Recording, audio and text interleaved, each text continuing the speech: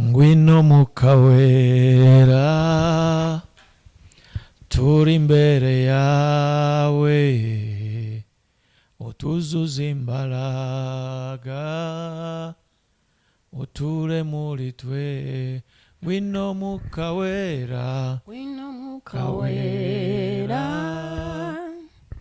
turi imbere yawe utuzuze imbaraga uture muri twe mu gusenga kwacu ngwino mukawera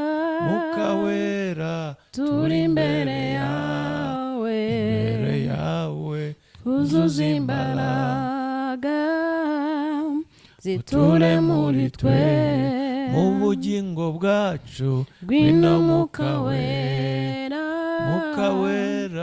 turi imbere yawe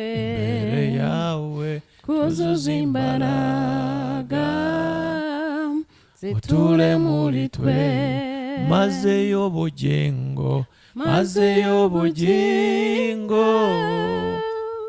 mugeze udakama mujyanama mwiza uganze we maze y'ubugingo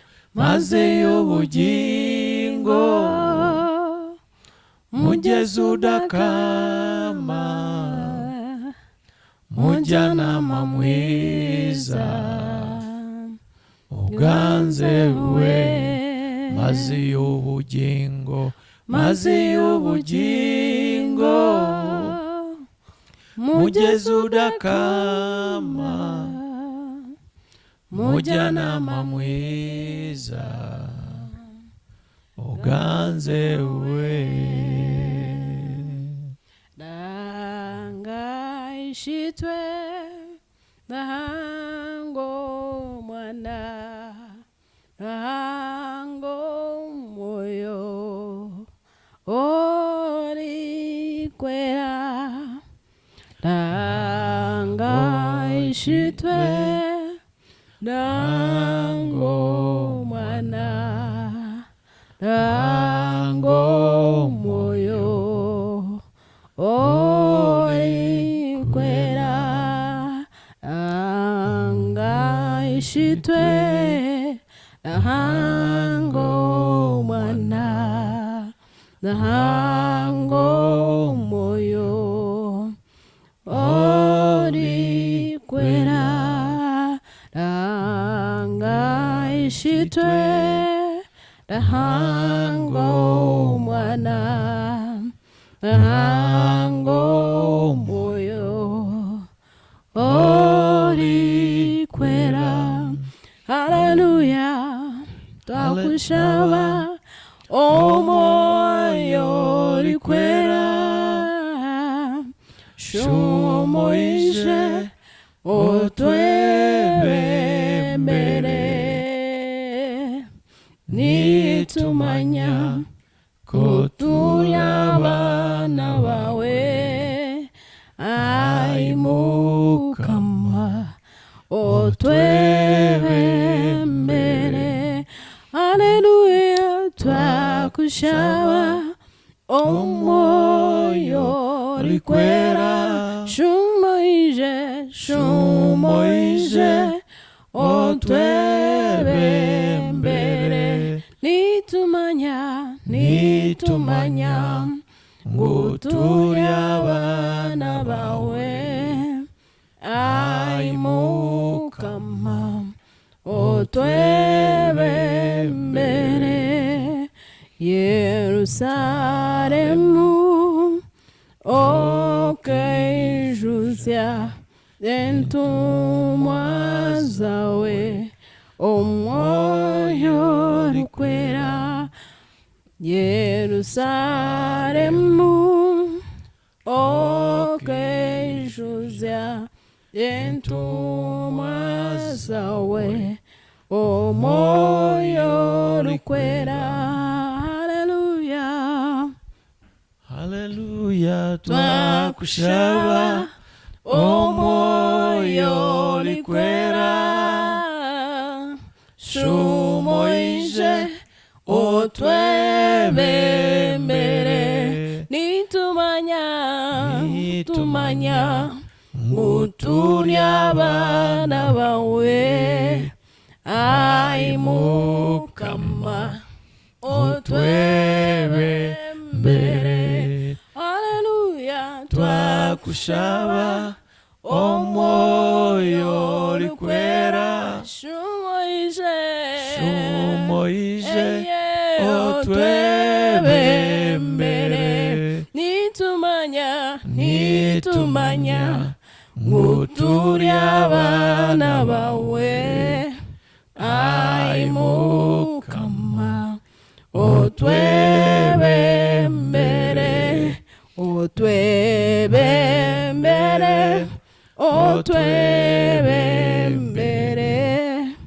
ai mukama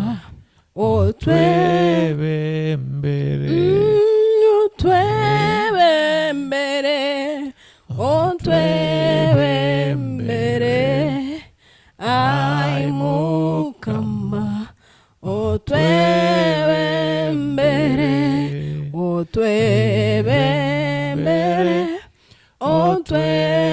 otwebembere ai mukama otwebembere mutima wanje kunda Jehova nukabure kumukunda mutima wanje kunda Jehova nukabure kumukunda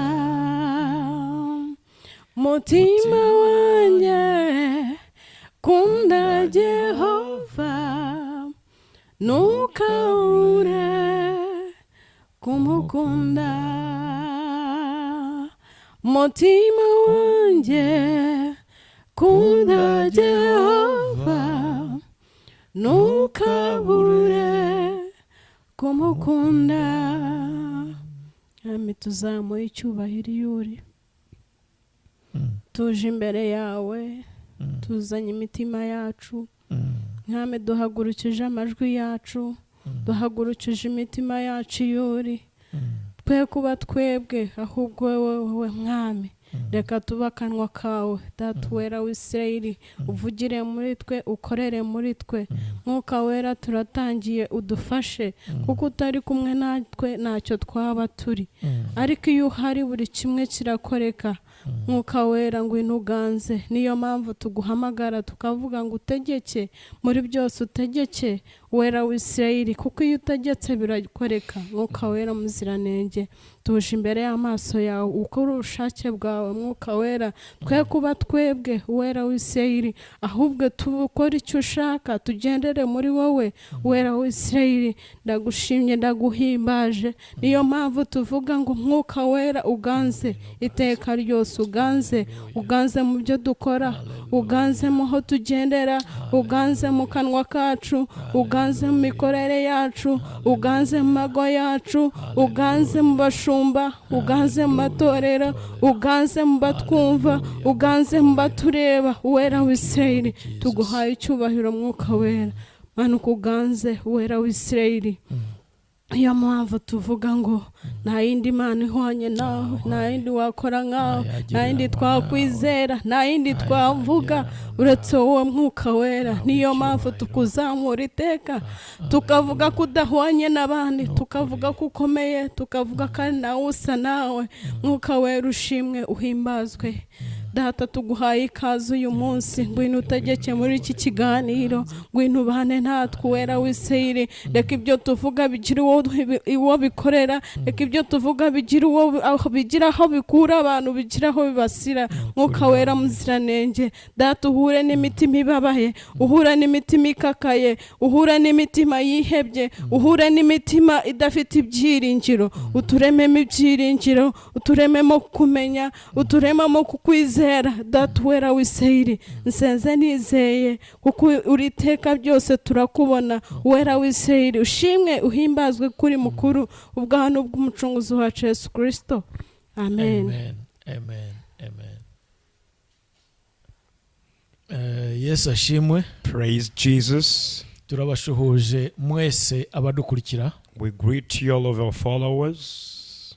Imana ishimwe. Glory be to God. Muraho neza. How are you? Are you good? Turejera ko mwese mumeze neza. We believe that you are all good. Nizere ko nawe muhungu wanjye umeze neza. Yes, of course I'm good. Amen. Turashimira Imana cyane. So we are thankful to God so much. No kubwa Manuel uri mu buhanga bw'ibyuma. And for Emmanuel, who is now testing our instruments. Arimo kudufasha kugira ngo ijambo ry'Imana ribagereho. And he is helping us to deliver this sermon to you. Bamaze kudusengera. They have already prayed for us. Turifuza guhita tujya mu ijambo ry'Imana. We could rush to the word of God. Icyo wakora wowe udukurikira. Whatever you can do as a follower, no kugira buhamagara bagakurikira ijambo. It is to take task to call upon people to follow this word. Cyangwa ugasharing ugasangiza abandi. Or to take task to share to all many people. Kugira ngo ubutumwa bugere kuri benshi. So that this sermon will reach a lot of people. Imana ibahe umugisha. May God bless you. Uyu munsi turi mu gitabo cy'ingoma za mbere. Today we are in the book of 1 Chronicles. Ibice byaho ni 4. Chapter 4. Turashaka gusoma umurongo wa 9 n'uwa 10. We want us to focus or to read verse 9 and 10. Tukadusome mu izina rya Yesu. Let's read in Jesus' name. Turi mu gitabo cy'ingoma za mbere. We are still in the book of 1 Chronicles. Ibice ni 4. Chapter 4. Turasoma umurongo wa 9. From verse 9. Uravuga aya magambo. It says, Yabesi yarushaga bene se icyubahiro, kandi nyina yamwise Yabesi kuko yavuze ati namubyaranye agahinda. Murongo wa 10. Yabesi atakambira Imana ya Isirayeli ati icyamukama umugisha rwose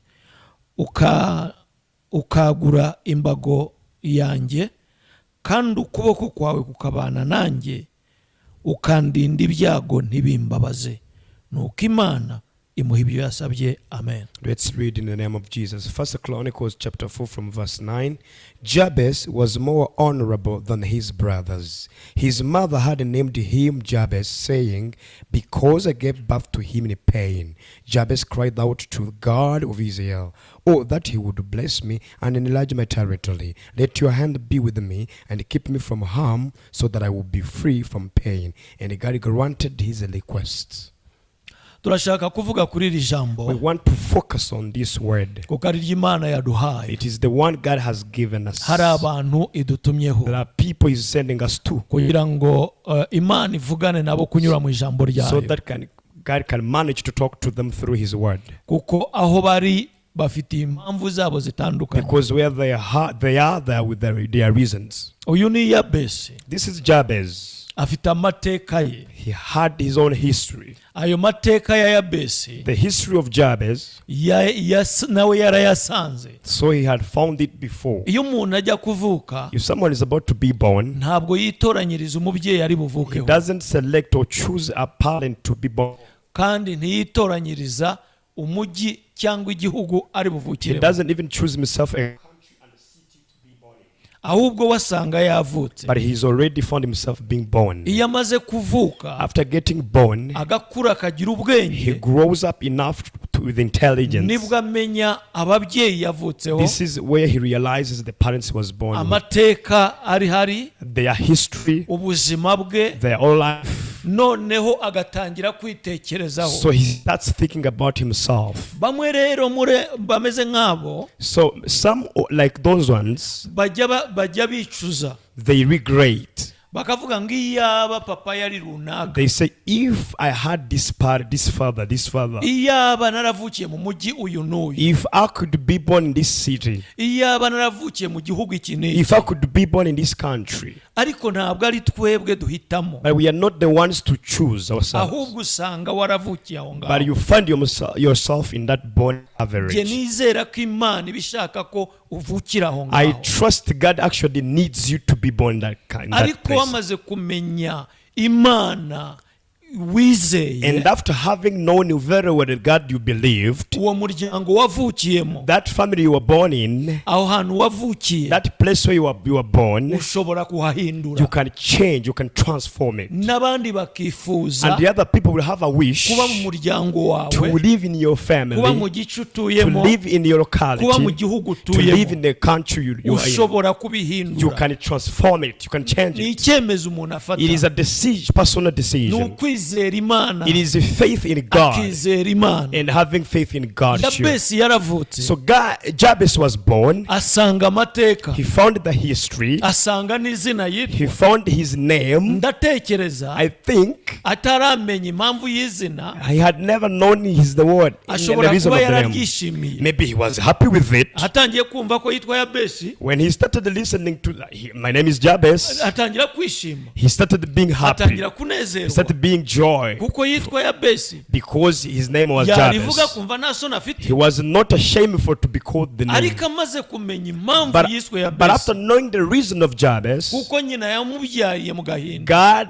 his mother had given birth to him in pain. muri ako gahinda In that pain, ndatekereza I think ashobora kuba maybe yaratinye, yagize isoni zo kongera kuvuga izina rye, he was afraid to repeat his word, ku izina rye, his name, kuko izina rye because his name, yamenye icyo risobanura he has already conceived the meaning. akiri muri ubwo buzima. While he was still in that situation, Amenya ibanga rimwe, he knew one secret. nshaka unkurikira kurimenya, I want you, my follower, to know it. utitaye mateka No matter wavukiyemo, your history you were born in, utitaye igice no wavukiyemo, matter the locality you were born in, utitaye ku gihugu no matter wavukiyemo, the country you were born in, wowe unkurikira, you, my follower, ndagira ngo mbanze I nkubwire want you first to tell you kandi ngusobanurire and explain it to you well, kandi wige, and you may learn, kuko Bibiliya ye because this harimo Bible, abantu twigiraho, there are many people we learn from. abo batsinze tubigiraho, Those who overcame teach us, we learn from them. abatsinzwe Those who were defeated, nabo tubigiraho we tukitwararika, learn from them how to behave, ntituzatsindwe nk'uko so batsinzwe, that we never being defeated as they were ahubwo defeated. tuzatsinde nk'uko Or we batsinzwe. can do different to be overcoming. Yabesi yaratsinze, Jabez overcame. kuva Yabesi yaratsinze rero Since Jabez ni overcame, umuntu dushobora kwigiraho. it is the example one to learn from. We wavukiye mu mateka, You were born in history. we wasanze ibintu bitameze You neza, found everything chaos, ukaba urimo kubishyira ku babyeyi and bawe, you've been taking it to your parents. urimo kublaminga, You are blaming your parents. urimo kubishyira mu gace You are utuyemo, blaming your locality. urimo kubishyira mu mujyi You are utuyemo, blaming your urimo nation. kubishyira mu gihugu You are utuyemo. blaming your country. Naje I kukubwira have come to tell you, Yabesi ibyo ntabwo yabyitayeho, Jabez never take care. ntiyahindukiye na nyina He never turned to his ngo mother. amubwire ngo kuki wanyisiriza. Why did you name like this? Yamenye ibanga rimwe, He knew one secret, nshaka ko ariryo banga and nawe I umenya. want you to know it as well. Ibanga ryari rimwe, The secret was one. amenya ko muri Isirayeli harimo Imana He ikora knew imirimo. that in Israel there was God. Amenya ko muri Isirayeli He knew in Israel harimo Imana, there was God, kandi iyo Mana and that God ihindura amateka. changes history. Amaze kubimenya, After knowing it, he arabyizera, believed it. aravuga ati ndajya mu masengesho, I am going to enter ndashaka ko praise. amateka yanjye I ahinduka. want my history changed. Amaze kujya mu masengesho, When he entered the prayers Imana already, niyo yayibwiye ibintu he byinshi, never talked many things to kuko God, yamaze kumenya ko muri Isirayeli harimo because I Imana. don't know there is God in Israel. Umurongo wa 10 uravuga ngo Verse 10 says, Yabesi atakambira Imana ya Isirayeli ati, he cried out to God saying, Yabesi atakambira Imana ya Isirayeli ati, Jabez cried out to God of Israel, icyama ukampa umugisha rwose, may you bless me ukagura imbago zanjye, and enlarge my territory, kandi ukuboko kwawe kukabana nanjye, and may your hand be with me, ukandinda ibyago ntibimbabaze. and to keep him away from harm.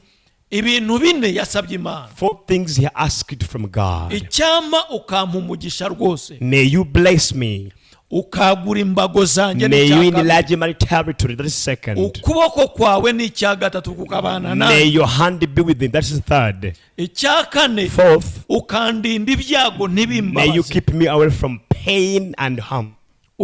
hanyuma aheruka ngo Imana yumva gusenga kwe imuha ibyo yasabye. Finally, God heard his prayer and granted his request. Yamenye ko ababyeyi badashobora kumuhindura. He had known that his parents could not change him. Bari mu maganya. They were already in worries. Ariko muri Isirayeli, but in Israel, amenya ko hari Imana. He had known there is God. Ahindukirira Imana. So he turned back to God. Ava mu gisuzuguro no mu gahinda. He left in contempt. Arusha bene si cyubahiro. So he was more honorable. He became more honorable.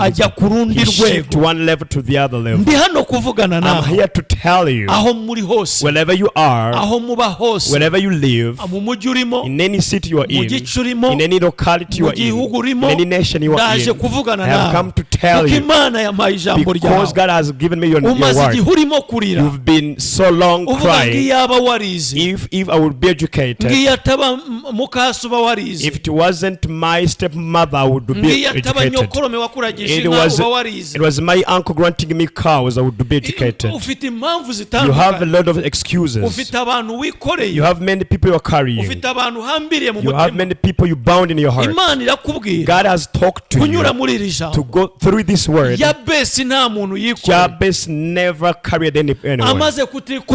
So when he didn't blame anyone, he knew there is God. In Israel there was God. I have come to talk to you how Jesus came. Why are you blaming people? Jesus came to transform the history. Jesus came to change lives. Jesus came to transform history. That history you have never participated in. You were born in history. You were born in names. You were born in different things. You found your family as you want. But you yourself personally, you have to know one secret. There is Jesus of Nazareth who was crucified at a cross. Who had been crucified could be released. Those who were in enslaved could be removed from the slavery. Those who were moving in a straight line could be removed in that position. Those who never had name, those who were not known, so he came and touched those who are unbelievers. He came and touched these people who had never got chance to be educated, had never got chance to see their fathers, had never found chance to see their parents, they were not lucky to find their families. So he stood alone. But for him to be alone, when he knew the secret of Jabez, and you too know that Jesus of Nazareth is alive, you to know, let me just be stuck on him. Let me be stuck on him. Maybe you are in a nation, you are like a Joseph. Joseph was in a country alone. You may even be in it alone. But Joseph had known no father, no mother, no any sibling. So he was stuck on God. You can be stuck on God in any situation you go through, in any life you go through, all challenges and you go through, in any contempt you go through. Be stuck on God. There is only secret. There is no any other secret. It is to come closer to God. Then you get stuck on Him. You reject what He rejects. You love what He loves. You beseech Him.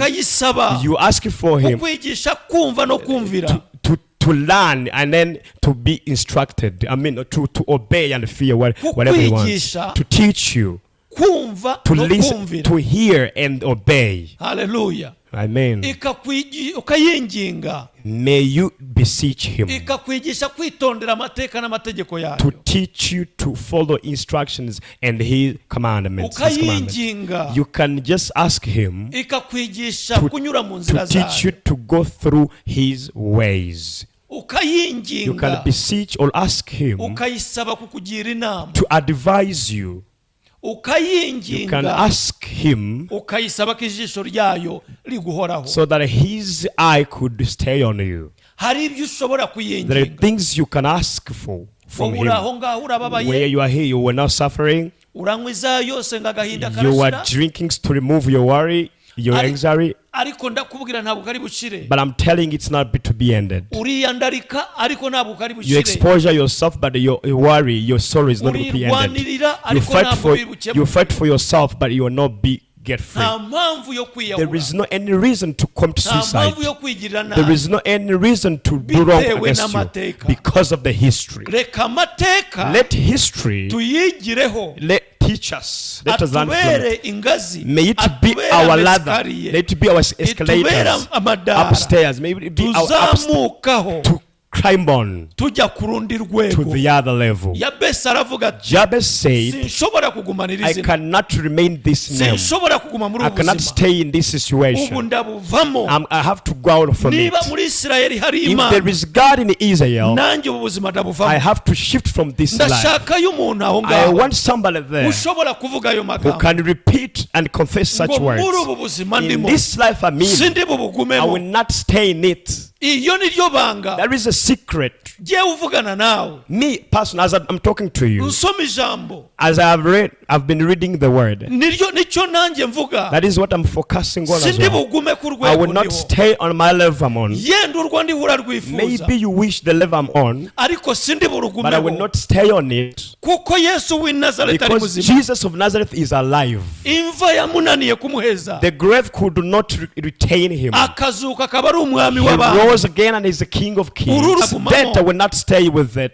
ubu businzi ndimo This sinzabugumamo drunkenness, I will not stay in it. uburaya ndimo sinzabugumamo Prostitution, I mean, I will not stay in it. ukukuraguza ndaguza sinzabigumamo Going to a doctor, witchcraft, I will not stay in it. ibi I will sinzabigumamo not stay in it. ibyo nasanze iwacu Wherever I found from sindi home, I will bizabigumamo not stay in it. ngomba gushyiraho urundi I have rwego to set forward another level. yesu ambereye ikiraro Jesus is my bridge. ubwo ambereye ikiraro Since he is my bridge, noneho ndashyiraho urundi I rwego have to put another mu level. izina rya In the yesu name of Jesus, ndavugana nawe I'm aho talking uri to you wherever you fata are. icyemezo nk'umugabo Decide as a man. uve muri ubwo businzi Leave that fata drunkenness. icyemezo nk'umugabo Take a decision as a uve man. muri iyo mibereho Leave that situation. fata icyemezo nk'umugabo Take a decision as a uve mu man. binyoma Leave from fata the world. icyemezo nk'umugabo Take a decision as a uve man. muri ibyo binyoma Leave search Fata world icyemezo nk'umugabo. lies. Take a decision as a man. uhindure ubwo buzima Transform that uhindure situation. iyo mibereho Transform that life. fata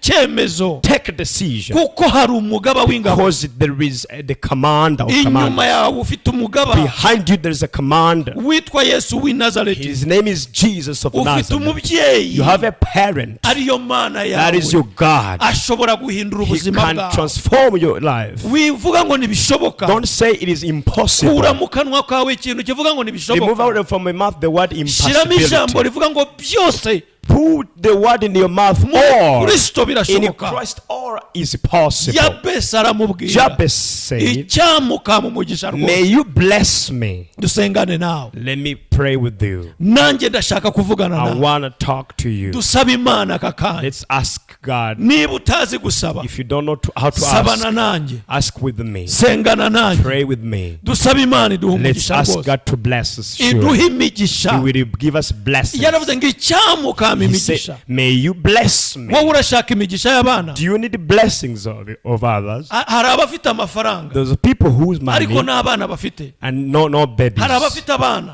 Those whose Ariko nta babies mafaranga bafite. and no money. hari abafite ibyubahiro Those whose respect hari and abantu honor. bafite ibintu bitandukanye Different things they are with. ariko wegereye umwami But if you w'inyanza come close to the Lord, ntabwo yaguha umugisha He will not only give you blessing, ahubwo yaguha imigisha He will give you blessings. imigisha y'ubuzima Blessings of life, imigisha y'abana blessings of babies, imigisha y'amafaranga blessings of money, imigisha y'icyubahiro blessings of honor, imigisha y'igikundiro blessings of favor, imigisha yo kwemerwa blessings of imigisha yo occupation, kubahwa blessings of respect.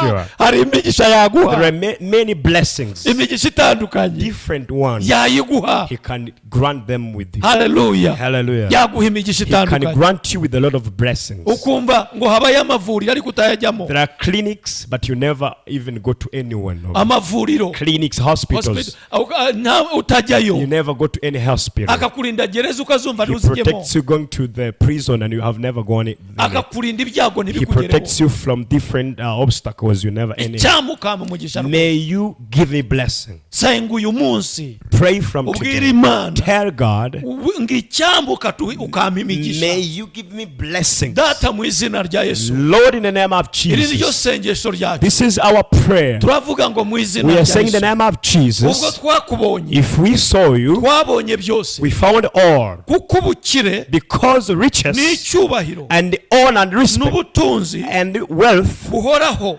eternal everlasting ones, no gukiranuka and righteousness, byose biri iwawe. all are in you. ukubonye Whoever finds you ibyo byose arabibona. finds all of those ones. ukubonye Whoever finds you ibyo byose arabibona. finds all of those ones. ndizera I believe ubwo turi hano if we are here n'abadukurikira and our followers, abamaze kukubona those who have already found ibyo you, bintu urabibahaye you have granted them with those things. urabiduhaye You have granted them as mu well. izina rya In Yesu. the name of Jesus. Jabesi aravuga ngo Jabez said, undinde ibyago protect n'ibibaba. me from worries and data problems. turinde ibyago Protect us from different circumstances. ibyago by'indwara Circumstances of ibyago disease. by'impanuka Problem ibyago of accident. by'ubukene, Problem of poverty. ibyago by'abanzi Problem of enemies. ibyago by'abatuvuga nabi, Problem of those wrong ibyago bya speakers. satani n'abadayimoni be, Demons and devil. ibyago byose ubiturinde. All kinds of problems. aravuga ngo ukuboko He kwawe said, may your hand kubane nawe. be with me. turagusabye So we ask you, Lord, ukuboko kwawe may your hand, kutagira akagero,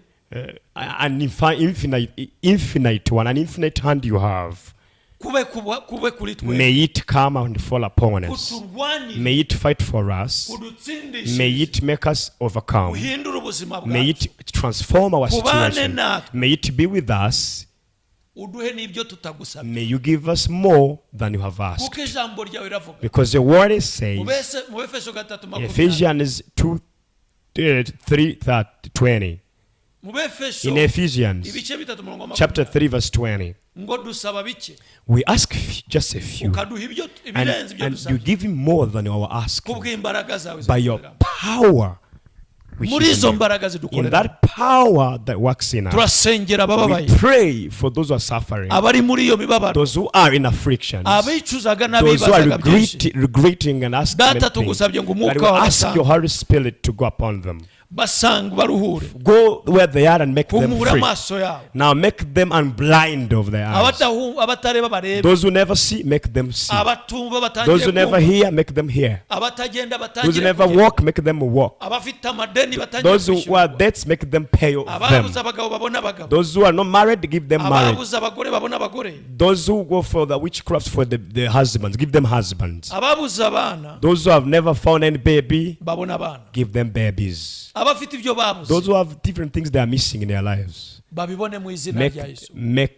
them get. abafite imitima y'amabuye Those with the hardened hearts, ikurwe bashyirweho imitima may y'inyama them be removed and be having hearts of flesh. mu izina rya In the Yesu. name of Jesus. abatizera umwana, Those who never believe in the abo bose Lord, batarakizwa, those who are not born again, abari mu businzi n'ibindi, those who are in drunkenness and many more, turagusabye ngo we ubasange, ask you to go where they are uhindure ubuzima, and change their situation, uhindure amateka change their history. mu izina In the rya name Yesu. of Jesus. turasengera buri wese, We pray for everybody. abamaze igihe barira, Those who have been crying for so long, abarira mu byumba byabo, within their rooms, abarira aho biherereye, wherever they are hiding themselves, abafite ibibazo biherereye, those ones with the problems on their personality. We pray for such aho bari people. hose, Wherever they are, ukuboko kwawe kwiza may your good hand ubasange, find them ubakize, and heal them ubabohore, and set them mu free. mbaraga z'umwuka, In the power of Holy Spirit, in the anointing of Holy Spirit, may them be ubuzima recovered bw'amateka bihinduka. and may their lives and history be Mu izina changed. rya In Kristo. Jesus' name, in Christ's name,